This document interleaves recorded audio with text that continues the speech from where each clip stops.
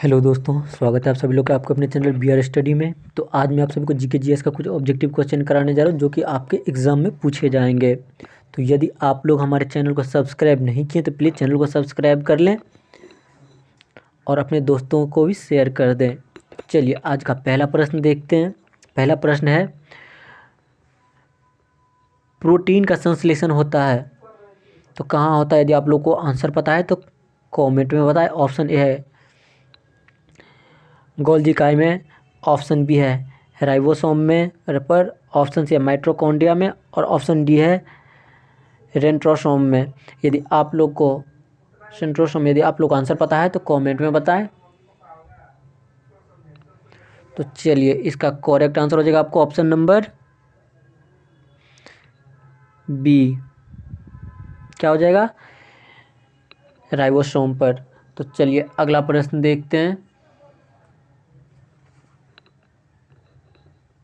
अगला प्रश्न है, माइटोकॉन्ड्रिया का संबंध है किससे है? यदि आप लोग को आंसर पता है तो कमेंट में बताएं। ऑप्शन ए है उत्सर्जन से, ऑप्शन बी है पारासरण से, ऑप्शन सी है श्वसन से और ऑप्शन डी है पाचन रस से। यदि आप लोग को आंसर पता है तो कमेंट में बताएं। तो चलिए इसका करेक्ट आंसर हो जाएगा आपको ऑप्शन नंबर सी, श्वसन से। तो चलिए अगला प्रश्न देखते हैं।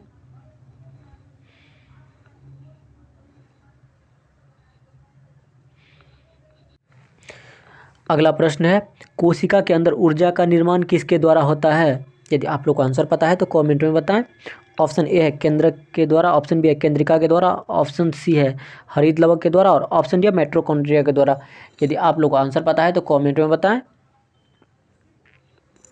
तो चलिए इसका करेक्ट आंसर हो जाएगा आपको ऑप्शन नंबर डी, माइटोकॉन्ड्रिया के द्वारा। तो चलिए अगला प्रश्न देखते हैं। अगला प्रश्न है, पादप कोशिका में डीएनए होता है, कहाँ होता है?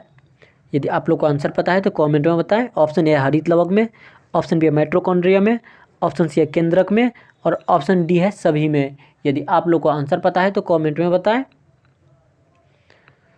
तो चलिए इसका करेक्ट आंसर हो जाएगा आपको ऑप्शन नंबर डी, सभी में। तो चलिए अगला प्रश्न देखते हैं।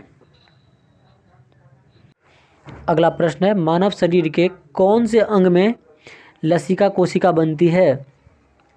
यदि आप लोग को आंसर पता है तो कमेंट में बताएं। ऑप्शन ए है यकृत में, ऑप्शन बी है दीर्घस्थि में, ऑप्शन सी है अग्नाशय में और ऑप्शन डी है तिल्ली में।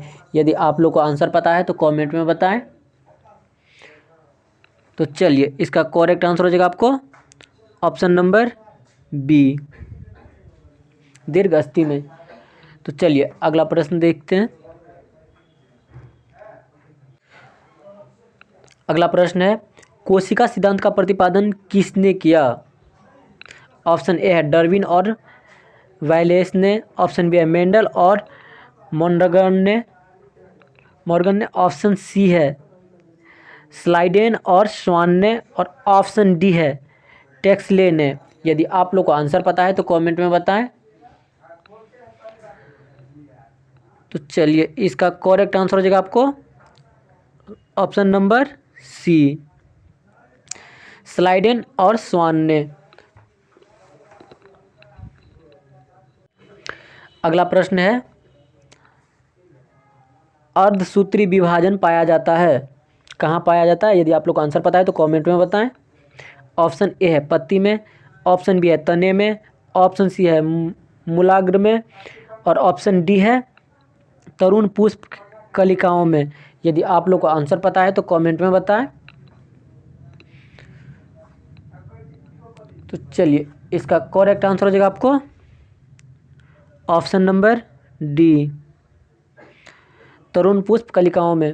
तो चलिए अगला प्रश्न देखते हैं।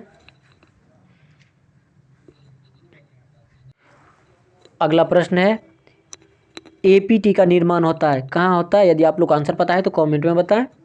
ऑप्शन ए है राइबोसोम में, ऑप्शन बी है गोल्गी काय में, ऑप्शन सी है माइटोकॉन्ड्रिया में और ऑप्शन डी है इनमें से कोई नहीं।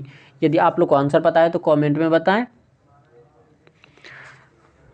चलिए इसका करेक्ट आंसर हो जाएगा आपको ऑप्शन नंबर सी, माइटोकॉन्ड्रिया में। चलिए अगला प्रश्न देखते हैं। अगला प्रश्न है, किस दूध में लैक्टोज शक्कर का प्रतिशत अधिक होता है? यदि आप लोग को आंसर पता है तो कमेंट में बताएं।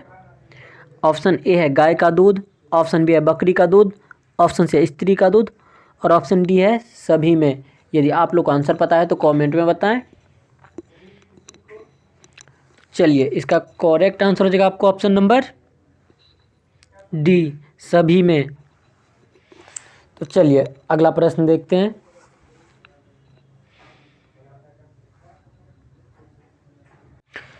अगला प्रश्न है, हाइड्रोफोबिया रोग होता है।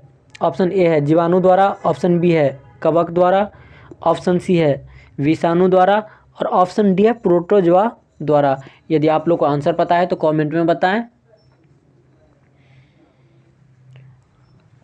तो चलिए इसका करेक्ट आंसर हो जाएगा आपको ऑप्शन नंबर सी, विषाणु द्वारा।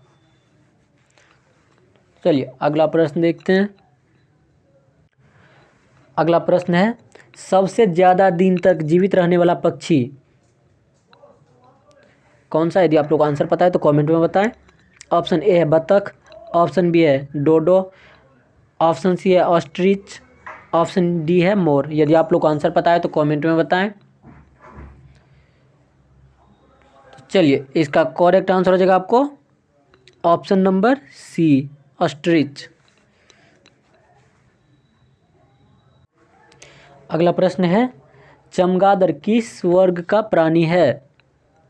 ऑप्शन ए है मैमेलिया का, ऑप्शन बी है यूथेरिया का, ऑप्शन सी है प्रोटेथेरिया का और ऑप्शन डी है फायराप्टेरा का। यदि आप लोग को आंसर पता है तो कमेंट में बताएं। तो चलिए इसका करेक्ट आंसर हो जाएगा आपको ऑप्शन नंबर ए, मैमेलिया का। तो चलिए अगला प्रश्न देखते हैं। अगला प्रश्न है, एथलीट फुट बीमारी होता है किससे होता है? ऑप्शन ए जीवाणु से, ऑप्शन बी है फफूंद से, ऑप्शन सी है मूत्रकृमि से और ऑप्शन डी है प्रोटोजोआ से। यदि आप लोग को आंसर पता है तो कमेंट में बताएं। तो चलिए इसका करेक्ट आंसर हो जाएगा आपको ऑप्शन नंबर, इसका करेक्ट आंसर हो जाएगा आपको ऑप्शन नंबर बी, फफूंद से। चलिए अगला प्रश्न देखते हैं। यहाँ पे ऑप्शन थोड़ा उल्टा हो गया है, गलत हो गया। तो चलिए अगला प्रश्न देखते हैं। अगला प्रश्न है, लीची में खाया जाने वाला भाग है क्या है? ऑप्शन ए है एरिल,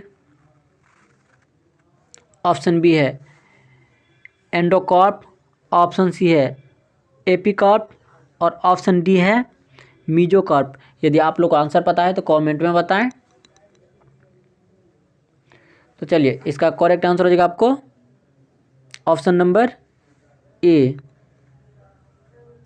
एरिल। तो चलिए अगला प्रश्न देखते हैं। अगला प्रश्न है, लैंगरहंस किस द्वीपिका में पाए जाते हैं? ऑप्शन ए है प्लीहा में, ऑप्शन बी है पैंक्रियाज में, ऑप्शन सी है यकृत में और ऑप्शन डी है पिट्यूटरी में। यदि आप लोग को आंसर पता है तो कमेंट में बताएं। तो चलिए इसका करेक्ट आंसर हो जाएगा आपको ऑप्शन नंबर बी, पैंक्रियाज में। तो चलिए अगला प्रश्न देखते हैं।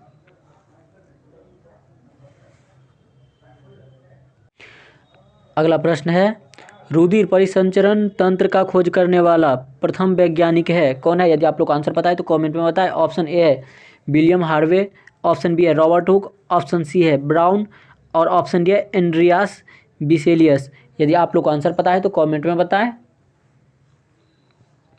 तो चलिए इसका करेक्ट आंसर हो जाएगा आपको option number A, William Harvey. तो चलिए अगला प्रश्न देखते हैं। अगला प्रश्न है विषाणु की खोज की थी किसने की थी? यदि आप लोग को आंसर पता है तो कमेंट में बताएं। ऑप्शन ए है हेल्डेन ने, ऑप्शन बी है हक्सले ने, ऑप्शन सी है इवानोव्स्की ने, और ऑप्शन डी है एम्पिडोक्सल्स ने। यदि आप लोग को आंसर पता है तो कमेंट में बताएं। तो चलिए इसका करेक्ट आंसर हो जाएगा आपको ऑप्शन नंबर सी इवानोव्स्की ने। तो चलिए अगला प्रश्न देखते हैं।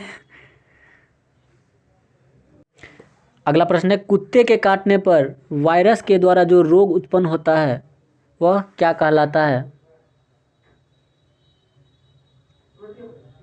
चलिए ऑप्शन ए है मम्प्स, ऑप्शन बी है हाइड्रोफोबिया, ऑप्शन सी है चेचक और ऑप्शन डी है पीलिया। यदि आप लोग को आंसर पता है तो कमेंट में बताएं। तो चलिए इसका करेक्ट आंसर हो जाएगा आपको ऑप्शन नंबर बी। क्या हो जाएगा? Option number B hydrophobia. तो चलिए अगला प्रश्न देखते हैं। अगला प्रश्न है जीवाणु की खोज सर्वप्रथम की थी किसने की थी? ऑप्शन ए है रॉबर्ट हुक ने, ऑप्शन बी है लुई पास्चर ने, ऑप्शन सी है रॉबर्ट हुक ने, और ऑप्शन डी है ल्यूवेनहॉक ने। यदि आप लोग को आंसर पता है तो कमेंट में बताएं।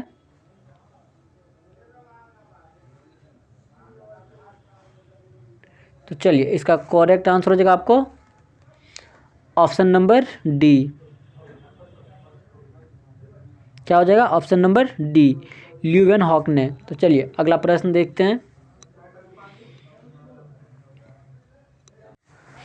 अगला प्रश्न है शकरकंद में भोजन संग्रहित होता है कहाँ होता है?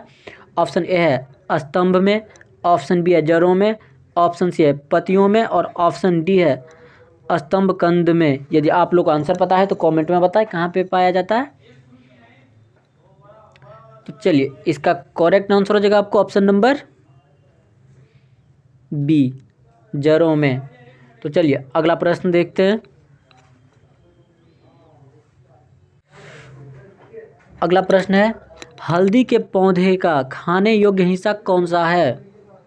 ऑप्शन ए है जड़, ऑप्शन बी है प्रकंद, ऑप्शन सी है कंद, और ऑप्शन डी है फल। यदि आप लोग को आंसर पता है तो कमेंट में बताएं।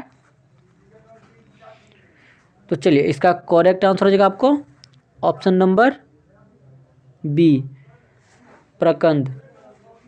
चलिए अगला प्रश्न देखते हैं। अगला प्रश्न है लिम्फोसाइट्स रक्षा करती है तो किससे करती है? यदि आप लोग आंसर पता है तो कमेंट में बताएं। ऑप्शन ए है विष से, ऑप्शन बी है रोगाणुओं से, ऑप्शन सी है लिम्फ से, और ऑप्शन डी है श्वेताणुओं से। यदि आप लोग को आंसर पता है तो कमेंट में बताएं। तो चलिए इसका करेक्ट आंसर हो जाएगा आपको ऑप्शन नंबर बी रोगाणुओं से।